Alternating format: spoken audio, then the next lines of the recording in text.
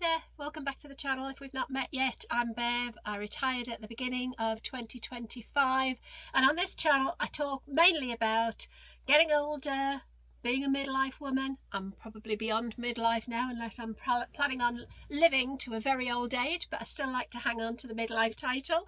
I talk about my ADHD, I talk about retirement, I talk about all that good stuff, and I also talk a lot, I think, about how I've changed as I've got older and things that are working better for me now than they were when I was younger. And that's what I want to do in this video, because there are at least 5 things that I've been thinking about lately that I just refuse to do now that I'm in my 50s. I'm going to be 60 next year, and I absolutely refuse to take these things into my 60s. I've tried to let go of them in my 50s, so in actual fact, I think I've just thought of a 6th one. So there are 5, but there might be a bonus one at the end if I remember. So first up, the one thing, not the one thing, but one of the things that I refuse to take forward in my 50s is worrying about things that I clearly can't control.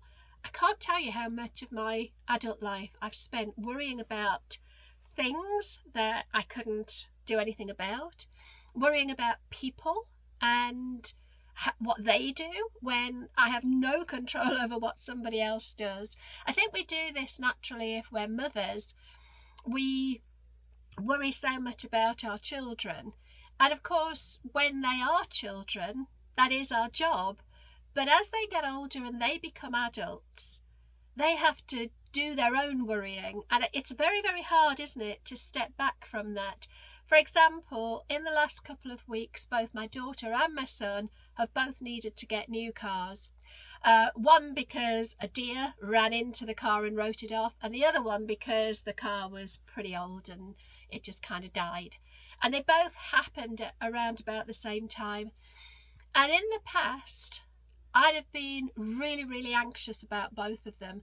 That's not to say that I wasn't thinking about how we can help them. You know, Mark's been helping, my husband has been helping both of them to find good cars, because neither of them know much about cars and Mark does. So we've been helping them to replace their car. But the difference for me has been letting go of trying to control, you know, what was happening, because I can't. It wasn't my worry to worry about.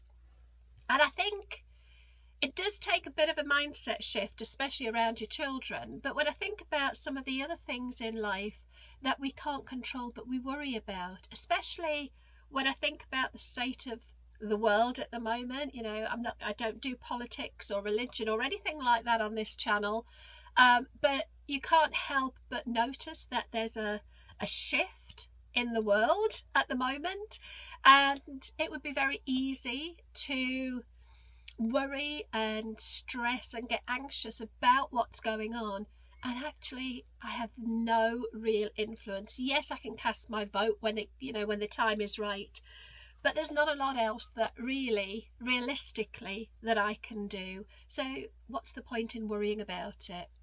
And I think, you know, that goes for the big W worries and the small little worries. You know, I used to worry and get anxious about how I might have made somebody feel, for example.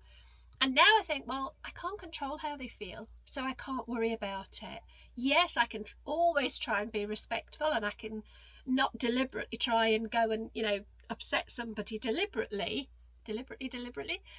But if somebody takes offence at something I do or say and my intent was good, I can't control how they're feeling. And that's been a big shift, and I kind of don't want to spend my life worrying about things I can't control. So I refuse to take that into my 60s for sure, and I definitely think I've been able to let go of some of that in my 50s.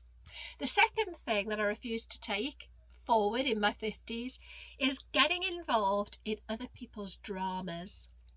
You know, I think I probably did when I was younger. Somebody was having a fallout or a dispute, and I find myself getting dragged into it, possibly taking sides. And the truth is, we never know the full story. Unless it is our dispute, we don't know the full story.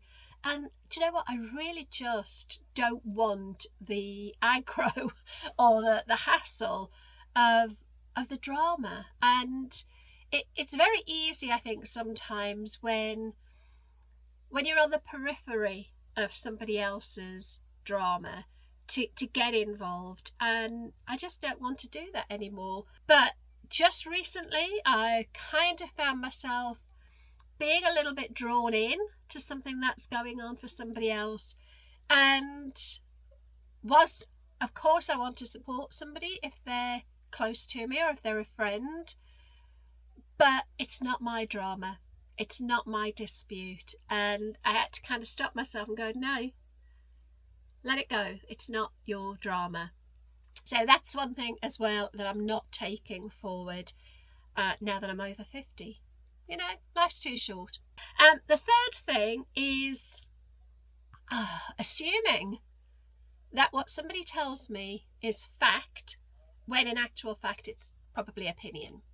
And I think we do this a lot. And I've certainly had friends, one in particular, when I think back, who was incredibly persuasive when it came to putting their point of view across. And they could state opinion in such a way that if you didn't know otherwise, you would be convinced it was fact. And it was only the fact that on occasion she kind of tripped herself up, because she'd be so, what's the word I'm looking for? Absolute in her opinion, that if it weren't for the fact that what she was saying was so obviously ridiculous, you could so easily have been sucked into this idea that actually she was talking fact. And I think it's dangerous, especially with social media, where we often, I see in sort of Facebook groups and places like that, people asking questions to get advice, and they're given advice that sounds factual when actually it's just an opinion. And actually often it's an opinion based in no grounded facts at all. So yeah, that's something that I'm trying really hard to question when somebody tells me something, to stop and think, okay, is this a fact, or is this just a very strenuously given opinion? And people can be very persuasive at, convincing you that what they're telling you is fact, when in actual fact, that's a lot of facts, it's not fact at all. It is just opinion. And I guess it comes down to, in all walks of life, doing your own due diligence and fact checking what you're told, and not just mindlessly perpetuating that opinion by taking it on board as fact and then perhaps regurgitating it to somebody else. It's how rumours spread, isn't it? Because we don't fact check. But yeah, not getting sucked into believing that what I'm told is fact when it could actually just be an opinion. The fourth thing is hanging on to past hurt. I've been very fortunate in life. I haven't experienced a huge amount of hurt from people. Certainly not since my mid-20s. There is certainly some history with first marriages and relationships and things from a long time ago.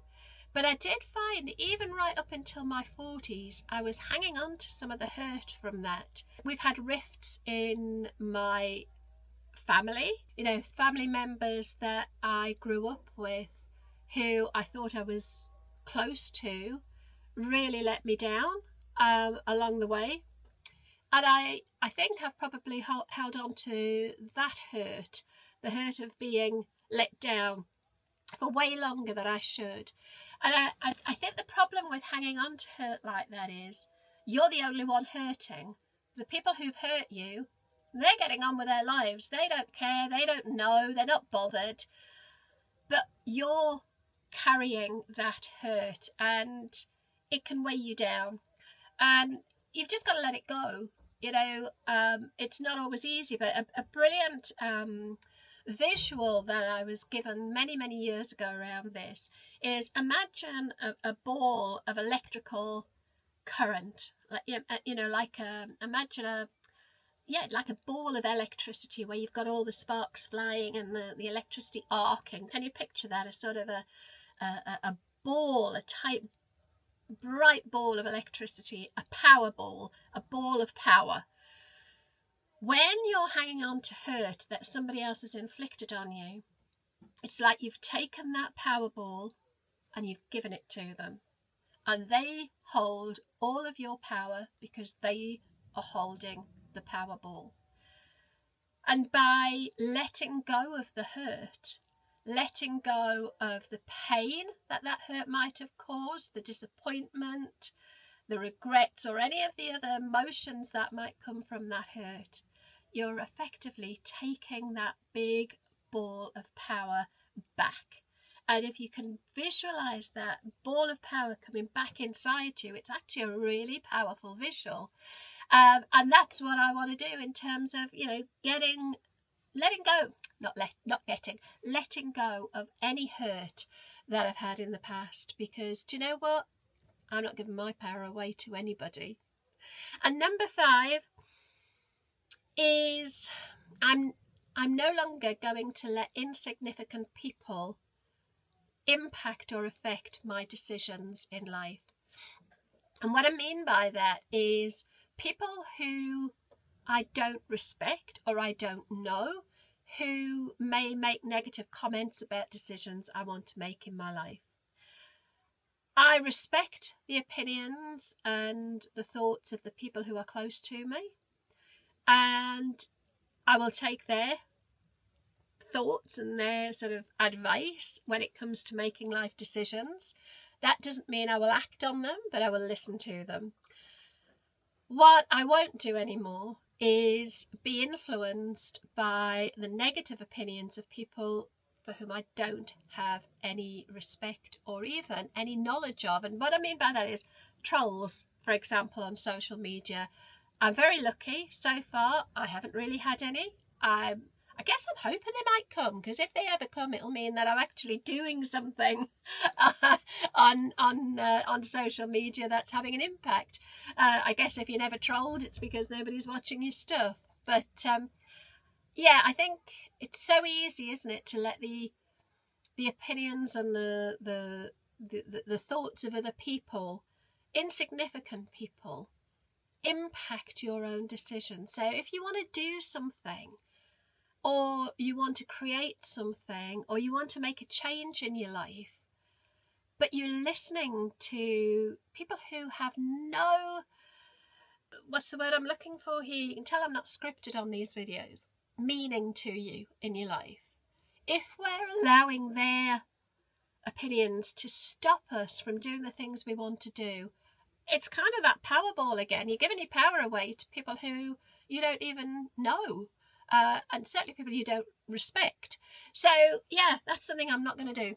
I'm not going to allow insignificant people to affect the decisions, the life decisions that I make. And that is things like creating videos. So many people I know would love to jump on social media and create content, would love to start a YouTube channel and create content. And they won't do it because they're so influenced by the fear of somebody saying something negative about their content. And what a shame, because they're not significant people in our lives. So we need to just let them go. And there is a 6th one that I kind of haven't got written down in front of me, but I thought about it as I was sort of starting this video. And that is, I'm not going to allow myself to get dragged into negative threads on social media. I see so many times sort of comments being made on posts that deteriorate. I saw it a lot on LinkedIn actually. Somebody would say something that was important to them, and instead of people having a a reasonable debate in the comments, or a difference of opinion, but that was still respectful, it would just degenerate into just a slanging match in the comments. And I've been very good, I think, at managing not to get drawn into that for the most part. But when it's something, when something happens, or somebody posts something that I feel really strongly about, it's normally an injustice of some sort. I think injustice or justice is a very strong value of mine, you know, that things are just and fair. So if I see something that seems unfair and the comments in that social media post are very against my values, I can find myself getting drawn into wanting to put a comment there. And I'm guilty of doing this in the past, especially when I had my business and I was on LinkedIn a lot. I mean, LinkedIn is normally pretty good, I must admit. It's certainly better than Facebook. But I would, you know, on occasions find myself wanting to write something, or even writing it and then getting into a kind of tit-for-tat argument with people on social media. People I've never met. People, going back to number 5, who are insignificant to me, and yet I would still find myself in there on the keyboard getting wound up and feeling the anger or the frustration growing in me. And I'm thinking, why am I doing this? This is so silly, because I'm not going to change anybody else's mind. They're not going to change my mind. So just walk away. Just walk away from it. Let it go. That's my mantra for now. I am not going to take that forward. Anyway, that was a bit of a ranty one, wasn't it? Let me know, what are you not, you know, what are you refusing to take into your 50s and 60s? What would you add to my list? Share them with me, because I'm really interested. And if you've enjoyed this video, this rant, let me know in the comments. You can also show me by giving me a thumbs up. And if you fancy subscribing to the channel, that would be absolutely brilliant as well. But I'd love your comments. That's what I really enjoy reading. And I promise not to get all keyboard warrior on you if you leave a comment. I promise. I'll talk to you all soon. Take care.